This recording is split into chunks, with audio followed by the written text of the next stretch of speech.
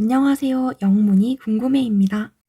이전 영상에 이어 영화 패딩턴 두 번째 이야기로 찾아왔습니다.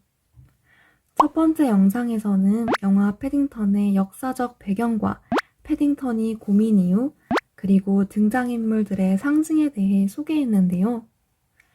이번 영상에서는 패딩턴이 살고 있는 영국 사회가 어떻게 다문화 사회로 거듭나는지에 대해 자세히 알아보려고 합니다.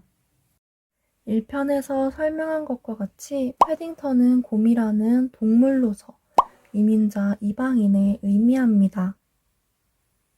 머나먼 페루의 숲에서 온 패딩턴은 영국인들에게 낯설고 이상한 존재일 수밖에 없습니다.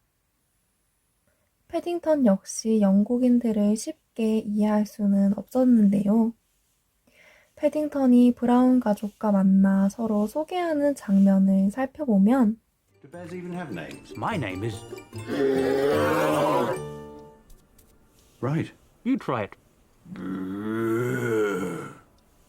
Mr. Brown.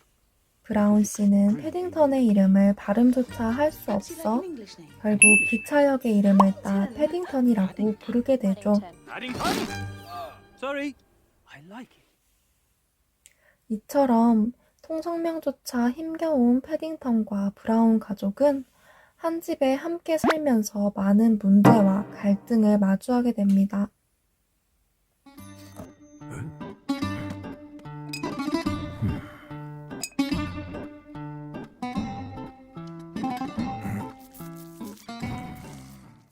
욕실을 처음 경험해보는 패딩턴은 칫솔은 어떻게 쓰는지, 가글은 무엇인지, 목욕은 어떻게 하는지 전혀 알지 못합니다.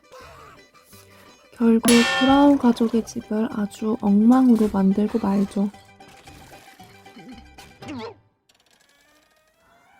모든 것이 새롭고 낯선 패딩턴은 끊임없이 사고를 치고 브라운 씨는 당장 쫓아내겠다고 화를 내기도 합니다.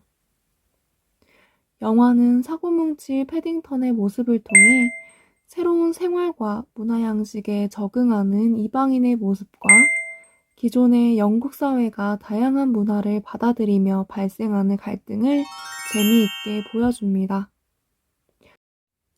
그렇다면 서로 다른 환경과 문화에서 자라온 그들은 하나의 사회에서 과연 어떻게 어우러질 수 있었을까요?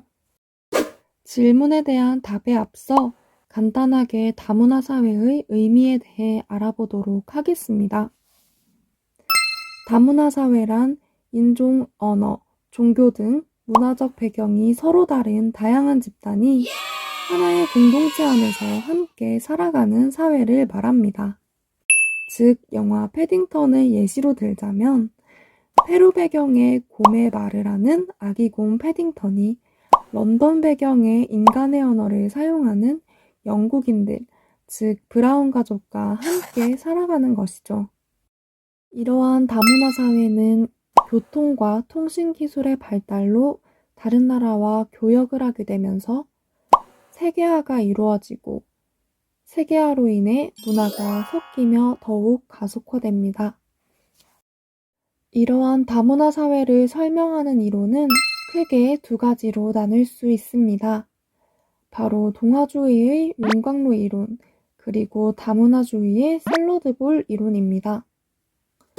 동아주의의 용광로 이론은 단어 그대로 용광로에 문화들을 넣고 휘휘 젓는 것이라고 생각하면 됩니다.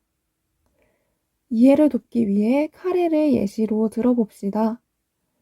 카레에는 당근, 양파, 감자, 고기 등등 여러 가지 재료들이 들어갑니다. 하지만 그 중에서도 가장 중요한 메인은 바로 카레가루겠죠. 이처럼 용광로 이론은 메인인 카레가루, 즉 주류 문화의 당근, 양파 등 나머지 재료들, 즉 비주류 문화를 편입시키는 것을 나타냅니다. 따라서 사회를 주류 문화가 주도하게 되는 것이죠. 용광로 이론의 장점은 사회 통합과 질서 유지가 쉽다는 것입니다. 주류 문화가 강한 상태에서 비주류 문화를 편입시키는 것이기 때문에 질서와 통합이 주류 문화를 중심으로 이루어집니다. 따라서 사회적인 연대감도 강해지고 결속력도 강화되게 됩니다. 하지만 모든 것이 주류 문화 중심으로 돌아가기 때문에 편입당한 비주류 문화는 결국 주류 문화에 적응하고 통합되어야 하는 존재가 되게 됩니다. 소수 문화에 대한 온전한 이해는 불가능해지는 것이지요. 그 결과 문화의 다양성이 줄어들고 소수 문화의 정체성이 상실됩니다. 한마디로 용광로 이론은 주류 문화에 비주류 문화를 넣고 섞어버리는 것으로 메인 위주로 쉽게 통합시킬 수 있지만 각각의 고유 전통을 무시하며 단일성만 남아버린다는 한계가 존재합니다. 다음 문화 이론은 샐러드볼 이론입니다. 다문화주의의 샐러드볼 이론은 앞에서 말한 소수 문화를 지키기 위한 정책이라고도 할 수 있습니다. 말 그대로 각종 야채와 과일이 각각의 맛을 내는 샐러드를 생각하면 됩니다. 각 재료 고유의 맛이 살아있는 것처럼 이 이론에서는 각 문화가 평등하게 살아있으며 인정받습니다. 원래 존재하던 정착 문화와 새롭게 들어온 이주 문화가 동등하게 존중되고 유지되는 것입니다. 때문에 각 문화의 정체성이 유지되며 조화를 이루고 문화의 다양성을 지켜낼 수 있습니다.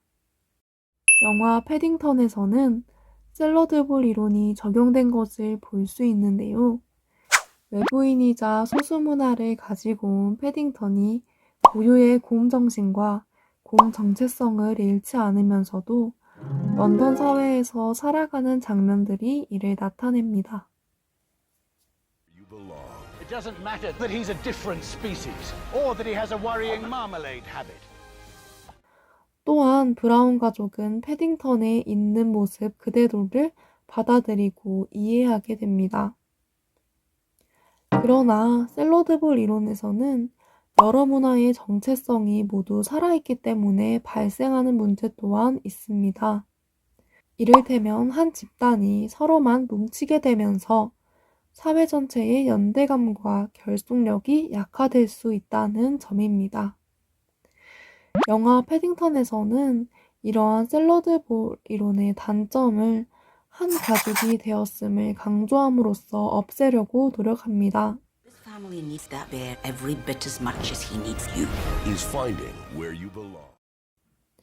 여러 갈등과 문제들을 겪으면서 패딩턴이 어디에서 왔는지 상관없이 서로가 서로를 필요로 하는 진정한 하나가 된 것입니다. 우리나라의 경우에는 여전히 단일 민족 국가, 순수 혈통 민족주의가 남아있기 때문에 외부인, 즉 이주민을 수용한다는 것 자체가 특히나 낯설고 불편한 것이 아닐까라는 생각이 드는데요. 막을 수 없는 필연적인 다문화 시대의 흐름에 맞춰 어떠한 마음가짐으로 새 시대를 맞이해야 할지 고민해보는 것이 어떨까요? 두 편의 영상에 걸쳐 영화 패딩턴 속에 나타난 영국 사회에 대해 알아보았는데요. 영화 패딩턴은 단순히 귀여운 곰이 나오는 재미있는 가족영화가 아닌 당시 전후 영국의 시대상과 다문화 사회로 향하는 사회적 변화가 반영된 영화라는 것을 알 수 있었습니다. 영화 패딩턴에 대한 분석은 이 영상을 마지막으로 마무리하고 다음 영상에서는 미국의 문화와 관련된 새로운 영화로 찾아뵙겠습니다. 시청해주셔서 감사합니다.